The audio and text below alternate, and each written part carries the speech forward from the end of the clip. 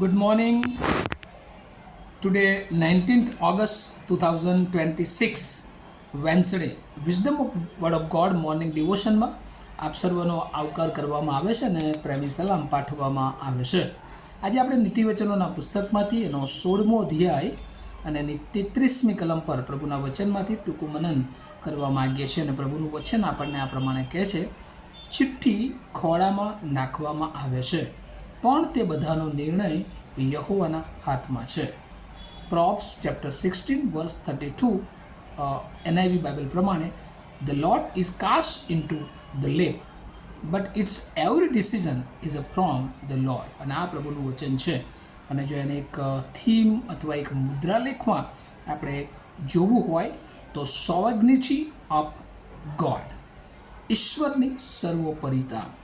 આ પૃથ્વી પર દરેક બાબત એ ઈશ્વરના કંટ્રોલમાં છે. સર્વ સત્તા એ ઈશ્વર દ્વારા એ પ્રાપ્ત થાય છે અને સર્વ અધિકાર એ ઈશ્વર પાસે છે. અને એનો મતલબ સોવર્નિટી ઓફ ગોડ, ઈશ્વરની ઈચ્છા વગર આ પૃથ્વી પર કંઈ થઈ શકતું નથી. એવું કહેવાય છે કે જો ઝાડનું પાંદડું પણ એ હલી શકતું હોય તો એ ઈશ્વરની ઈચ્છાથી એ હલે છે.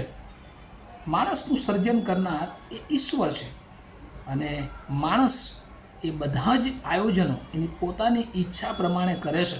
બધા આયોજનો માણસો કરે, પરંતુ જો સફળ કરવામાં ઈશ્વરની કૃપા ના હોય, ઈશ્વરનો હાથ ના હોય, ઈશ્વરના આશીર્વાદો ના હોય તો એ સફળ થઈ શકાતું નથી. અને એટલા માટે દરેક બાબત એ ઈશ્વરના કંટ્રોલમાં છે, એ કદી આપણે ભૂલવું જોઈએ નહીં.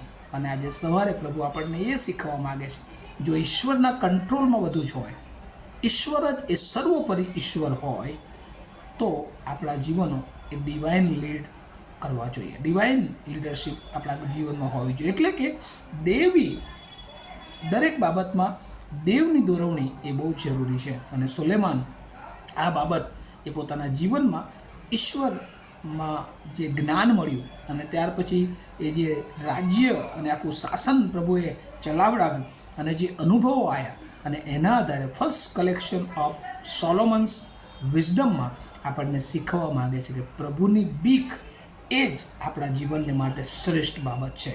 અને એટલા માટે દરેક બાબતમાં આપણે એ પ્રભુની બીક અને પ્રભુ જે ઈચ્છે છે એ પ્રમાણે જ્યારે જીવનમાં આગળ વધીએ છીએ ત્યારે પ્રભુ ચોક્કસ આપણા જીવનને એ આશીર્વાદિત કરે છે. અને તેથી આ પ્રકરણના 16 ચેપ્ટરના આ છેલ્લા વચનમાં, લાસ્ટ વર્ડમાં પ્રભુ આપણને એ કહે છે કે ઈશ્વર એ સર્વોપરી છે.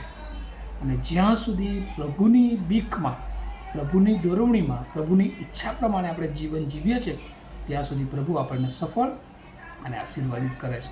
બાઇબલ ફ્રોમ બિગિનિંગ, બહુ શરૂઆતથી જો આપણે જોઈએ તો આદમ, જ્યાં સુધી ઈશ્વરની દોરવણીમાં આદમ અને હવા ચાલ્યા, ઈશ્વરે એમને સફળ કર્યા. પણ ઈશ્વરથી જે ઈશ્વરની ઈચ્છા નથી એ કર્યું અને ત્યારથી આખી માણસ જાતને માટે તેઓ એ કર્સ, શાપ લઈને આવ્યા. ત્યાર પછી નૂહની બાબતમાં જોઈએ છે, ઈશ્વરની બીકમાં અશક્ય લાગતી બાબતો પણ પ્રભુએ એને સફળતા આપી. ઇબ્રાહિમના વિશ્વાસને પ્રભુએ એ અલગ રીતે એના જીવનને આશીર્વાદિત કર્યું.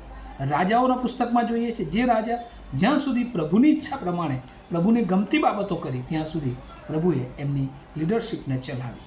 અને જ્યારે એ પ્રભુની વિમુખ થયા ત્યારે પ્રભુએ ગમે એટલા સાઉલ જેવા મોટા રાજા હતા પણ પ્રભુ એમને નાપસંદ કર્યા.